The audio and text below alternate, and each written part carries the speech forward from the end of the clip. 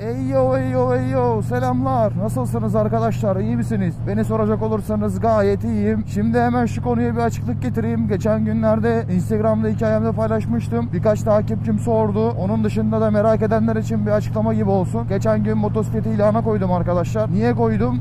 Hani motovlog muhabbetlerini bırakıyor muyum diye soranlar olmuş. Hayır, yok öyle bir şey tabii ki. Yani ben motosiklete bindiğim sürece büyük ihtimalle motovlog yapmaya devam ederim diye düşünüyorum. En azından konuşmasam bile şöyle şuraları size gösteririm, yani nereye gittim, ne yaptım, ne ettim. Bir tane motosiklet denk getirmiştim düzgün bir fiyata. Hatta çok düzgün bir fiyata. Hani belki şöyle ilana koyayım, 3-4 gün içinde satılır diye düşündüm ama herhangi bir hareket, herhangi bir bereket olmadı. Sıkıntı yok. Yani ben bu motosikleti satana kadar da satılırsa hayırlısı olsun diyeceğiz. Hayatımıza devam edeceğiz. Zaten motorumdan memnunum ben. Herhangi bir problemim yok. Öyle dediğim gibi yani kısa zaman içinde bir satılırsa diye düşündüm. Ama maalesef şu ana kadar herhangi bir şey olmadı. Sıkıntı yok, dediğim gibi ben memnunum halimden. Onun dışında geçtiğimiz günlerde bir video paylaşmıştım. Onun altına bir yorum gelmişti. Onun üstüne konuşmak istiyorum bu videoda. En azından beni takipçilerim böyle yönlendirirse, abonelerim beni bu şekilde yönlendirirse ben de konuşmaktan mutluluk duyuyorum yani. Biraz chopper ekipmanlarından bahsetmemi istemiş. Aslında böyle bir kategori yok ama baktığınız zaman, ama tabii ki şu anda yeni başlayan insanlar veyahut da bana özenip veya başka bir işte birilerinden özenip chopper cruiser kullanmaya başlayan arkadaşlar biraz daha böyle giyim kuşama da özeniyor. Dolayısıyla dediğim gibi öyle bir kategori yok ama benden bu konuyla alakalı konuşmamı istemiş, yorum beklemiş. Tabii ki genel anlamda konuşacağım. Birinci kural benim için, bu söylediklerim tamamen benimle alakalı bu arada. Benim için birincisi olmazsa olmaz konu full face kask abi. Kesinlikle olması gereken bir şey. Görüyorum chopper cruiser kullanan arkadaşlarda böyle nazi kaskları, işte yarım kasklar vesaire. Sıkıntı yok, tabii ki onları da kullanabilirsiniz. Ama ben kendi açımdan söylüyorum. Tamamen benim kendi düşüncem. Düşünceler zamanla değişebilir. Belki bir 3 yıl sonra, belki bir 5 yıl sonra ben kesinlikle yarım kask kullanın da diyebilirim. Çünkü diğer motosiklet türlerine göre biraz daha güvenilir tabii ki. İstatistiklerle de sabit bir durum bu. Ama şu andaki düşüncem o yönde değil. Benim olmazsa olmazım full face kask. Yani nazi kaskı, işte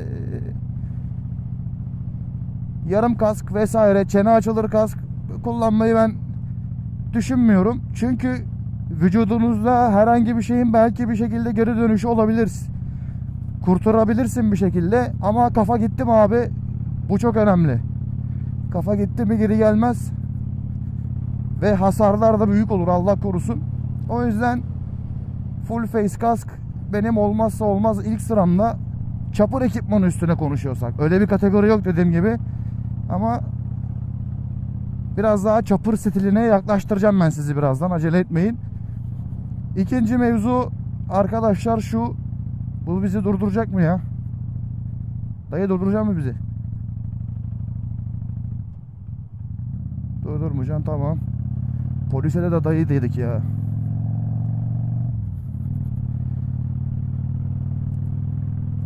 Şimdi kasktan sonra aslında biraz daha chopper stiline yönelebiliriz. Yönelebilirim, ben o şekilde düşünüyorum.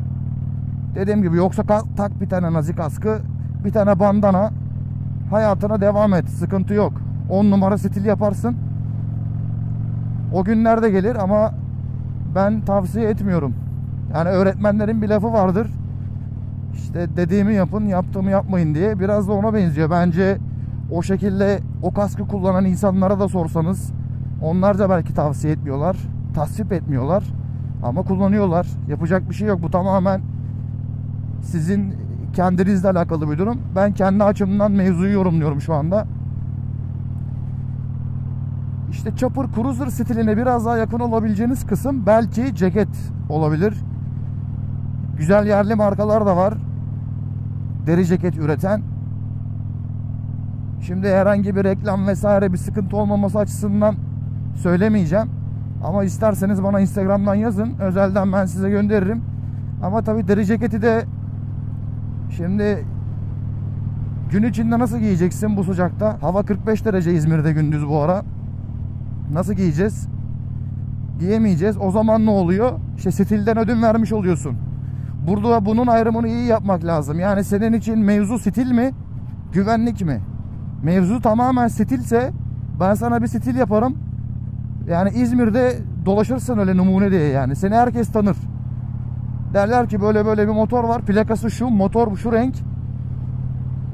Şu kıyafetleri giyiyor. Enteresan bir adam. 10 numara stili var derler.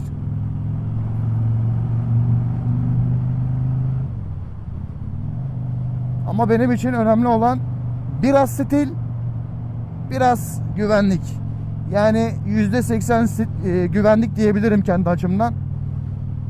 Onun dışında deri ceket giyeceksin abi, yapacak bir şey yok. Yani özenmeyin bence işte deri yelek giyip.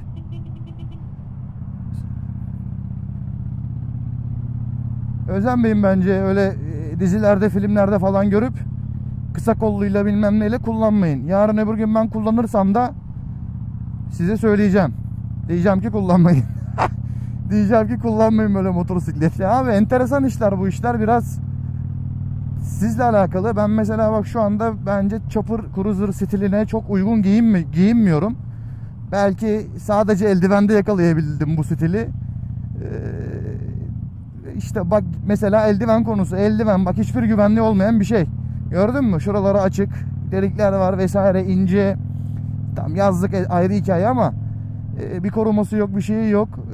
İşte biraz stil yapayım derken güvenlik açığı oluşuyor gibi bir şey oluyor.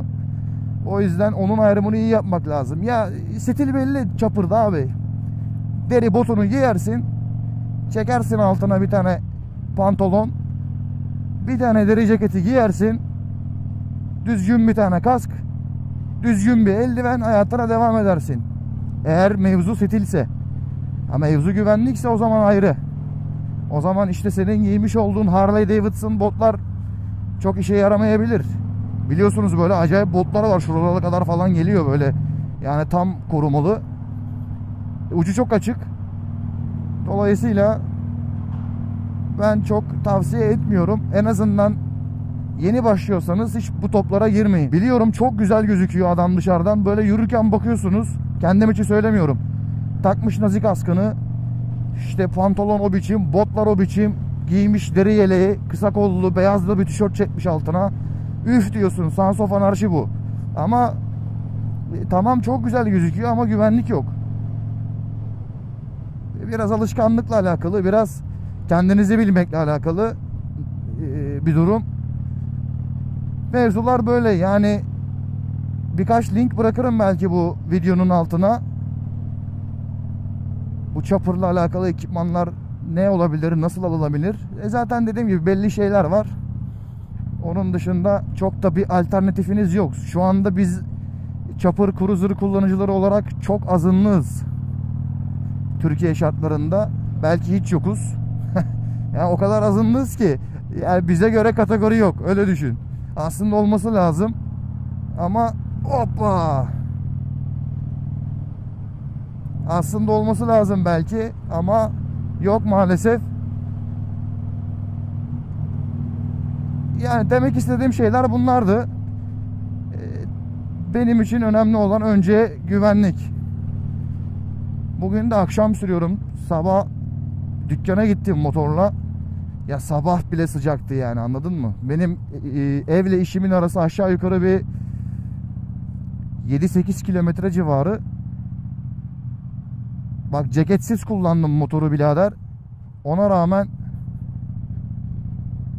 inanılmaz bir sıcak vardı. Yani o ceketi giymek zulümdü. Onu demek istiyorum. Mevsimlik cekete mi geçeceğiz? Yazlık cekete mi geçeceğiz? Ne yapacağız bilmiyorum. Ya da çekeceğiz dediğim gibi bir tane deri yelek, bir tane tişört, hayatımıza devam edeceğiz bilmiyorum. Nasıl yapacağız, nasıl edeceğiz? Tatil mevsimi de geldi. Artık İzmir'i biraz sakinleşebilir. Artık son zamanları bunlar. Son cumartesi patlamaları. Ondan sonra artık belki bayramla birlikte yavaş yavaş insanlar tatile gitmeye başlarlar. Mevzular böyleydi arkadaşlar. Biraz sürüş yapalım. Belki duruma göre birazdan kapatırım videoyu. Valla filtreyle bir sinematik çekim yapayım dedim. Çok beğenilmedi anladığım kadarıyla. İlerleyen günlerde sadece sürüş yaptığım, konuşmadığım pure sound videoları yapmayı düşünüyorum. Egzoz sesini dinleyebileceğiniz, egzoz sesinin yoğun olduğu videolar yapmayı düşünüyorum. Belki onları o filtreyle çekerim. Gündüz olursa o da. Onun dışında çok kullanmayı düşünmüyorum artık onu. Dediğim gibi duruma göre bakacağız ona da. Söylemek istediğim konular, mevzular bu kadardı arkadaşlar. Vallahi yaz geldi. Biraz dikkat etmek lazım. Çok sıcak. Herkes aceleci. Biz motorun üstünde. Motor yanıyor. Biz yanıyoruz. Hava yanıyor. Yani enteresan durumlar olabilir. Biraz sabretmemiz lazım. Trafikte sabırlı olmamız lazım. Ya şuradan şuraya gideceğim, ceketimi giymeyeyim demememiz lazım. Aynı benim bu sabah yaptığım gibi. Onu yapmamak lazım. Yapıyorsak da söylememiz lazım. Benim yaptığım yanlış. Bunu yapmayın demesi lazım. İşte eninde sonunda konu nereye geliyor? Konu bütçeye geliyor. Bütçe abi.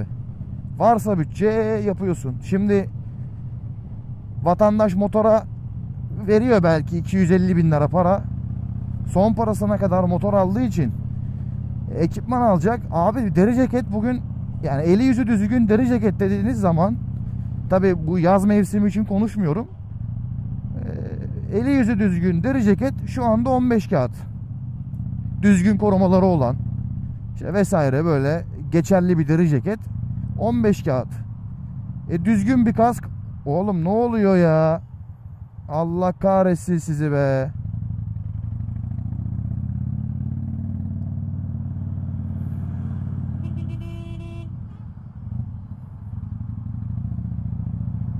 Düzgün bir tane kask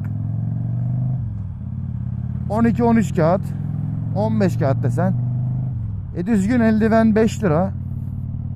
İşte botudur, pantolonudur vesaire 12-13 öyle gitse. Yani belli, mevzu belli. Adam bir tane scooter alıyor.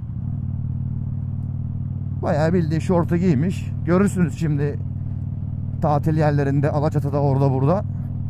Çekmiş amcam şortu. Giymiş parmak arası terliği ya da kroksu. Bir tane atlet hayatına devam ediyor.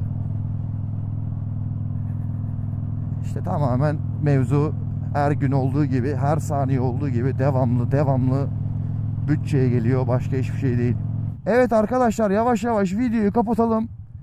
Videomu beğenmeyi, kanalıma abone olmayı ve yorum yapmayı unutmayın.